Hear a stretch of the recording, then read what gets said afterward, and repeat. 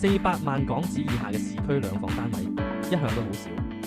售價唔夠400萬港紙嘅單位，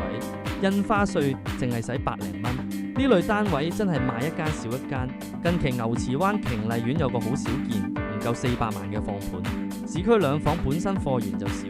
掛咗2個禮拜就好快成交，好多上車客都會專心留意呢類低預算市區住宅。瓊麗苑就位於牛池灣豐盛街，係居屋屋苑，總共2座住宅大廈，有成700個中小型單位，有2房同3房揀。今次成交嗰間係瓊麗苑 A 座瓊昌閣高層06室，實用面積401平方尺，標準2房1廳，向東北，景觀開揚，採光好，